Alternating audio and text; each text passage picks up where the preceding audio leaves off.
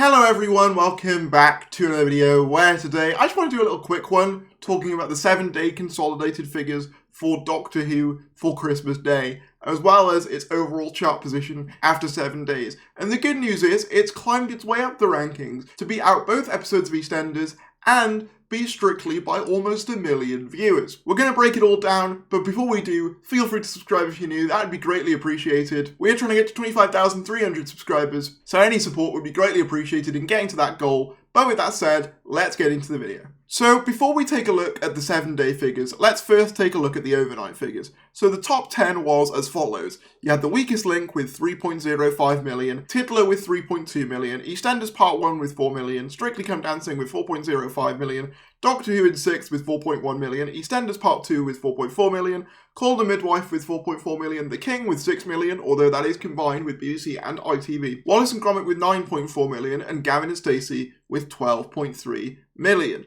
So that was the state of play in the overnights. Doctor Who came 6th. Naturally, Wallace and Gromit and Gavin and Stacey absolutely dominated the day though. And to no surprise to anyone, that's repeated again this time. But here we have the 7-day figures for Christmas. Now this list is a bit longer than the top 10, so let me quickly address the things that didn't make the top 10. We've got Emmerdale at 3.3 million, Mrs. Brown's Boys at 3.8 million, and Corrie at 4.3 million. Emmerdale and Mrs. Brown's Boys being that low, I'm not surprised. I mean, to be honest, I don't know how Mrs. Brown's Boys keeps getting renewed. People ask how Doctor Who still keeps getting made. My question is, how does Mrs. Brown's Boys keep getting made? No one likes it. But anyway, the thing I'm most surprised to not see crack the top 10 this year is Corrie, because that had a huge actor leaving after like a ridiculous amount of time on the show, and yet it still couldn't crack the top 10, which kind of just goes to show how much BBC dominated Christmas this year. When we go into the actual top 10, we have Tiddler with 4.7 million, EastEnders with 5.2 million, Strictly with 5.3 million,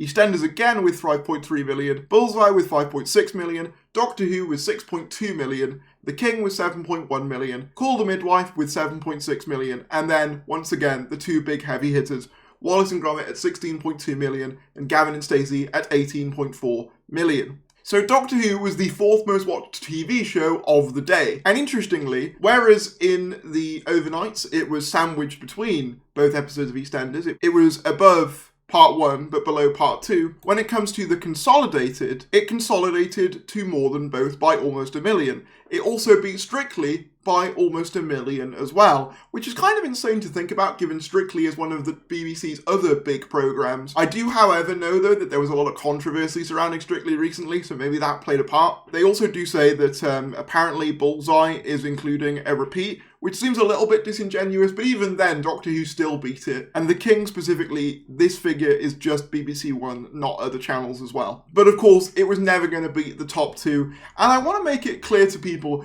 just how big a deal these two shows were, because a lot of people were saying to me, oh yeah, well, Doctor Who lost to Wallace and Gromit and Gavin and Stacey, the show's dead. And I don't think a lot of particularly international viewers understand how big a deal both Gavin and Stacey and Wallace and Gromit are in the UK. Wallace and Gromit haven't had a new film in 15 years and are a bit of a cultural institution of their own right in the UK, and it's a bit of a Christmas tradition to watch those films on Christmas Day, and obviously they have a slightly younger skewing audience, which naturally gives them huge mass appeal on Christmas Day as well. And as for Gavin and Stacey, that is the finale to one of our most popular sitcoms of all time. I think we can say that comfortably now. The last episode ended on a massive cliffhanger in 2019, with one of the characters proposing to another, so it was always going to be a battle for dominance between those two. Doctor Who wasn't getting a look in this year, and that's not because Doctor Who is in decline necessarily, it's more so just that those two were so big. Especially if you take a look at it when compared to last year,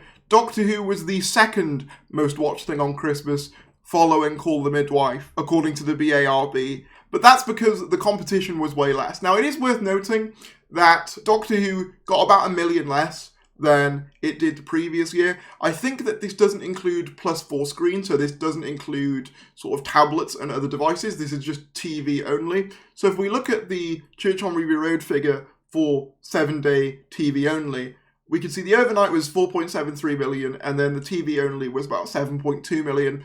So yeah, it's about a drop of about 1 million, but there are a few factors that do explain that. Number one is last year was a brand new Doctor and a brand new start, so naturally audience curiosity was higher, leading to a higher viewing figure. Second of all, Doctor Who had a better time slot last year. This year it aired about 5:10, which is a lot earlier in the day than Doctor Who usually airs, due to how stacked the schedule was. So it's not really surprising to me that like Doctor Who got less this year than it did last year. It's kind of just generally true that when a new Doctor comes in, there's a massive spike in interest and then that kind of wanes throughout time. Obviously, season 1 did perform lower than expected, but the Christmas specials still seemingly do very well. But yeah, Doctor Who overall, 4th most watched TV show of the day, beating out all of the soaps, which is kind of mad when you think about the fact that back in the day when Doctor Who first got cancelled, one of the big reasons for its viewership decline was it was put up against Corrie. So to now see Doctor Who beat out Corrie by almost 2 million on Christmas Day is kind of insane when you think about it. And once again, as I said, beating out both episodes of EastEnders and Strictly by almost 1 million,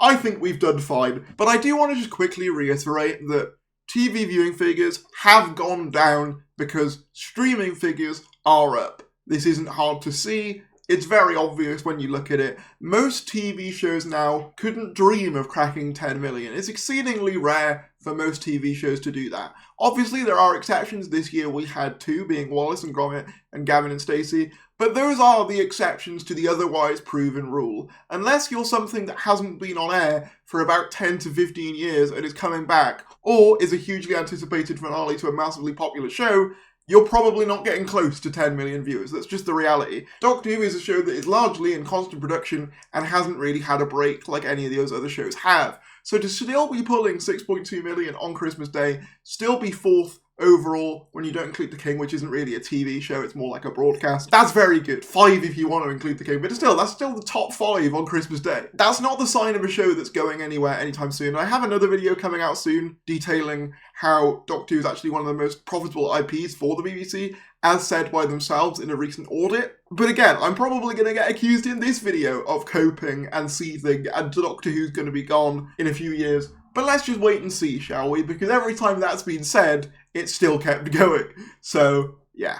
I just wanted to add a quick note made by Liz Onazimba that these early figures that we've been given after 7 days tend to be slightly more than the official BARB figures that are released weekly. These are not the BARB figures, these are released by, I believe, journalists and people who have information, which can be slightly out. I want to make that known. Obviously, in this case, he's referring to Gavin and Stacey's 18.5 million. You know, it may end up being slightly lower than that, sometimes maybe 10% lower, so it might end up being about 17 million. So if these figures do turn out to be slightly inaccurate, obviously I might make an addendum if they are way out, but I don't think Doctor Who's charting position is likely to change that much, even with this in consideration, given how much of a lead it had over both Strictly and EastEnders. I just thought I'd put this in here as an extra form of clarity that some of these numbers might not be 100% accurate, but they're pretty close.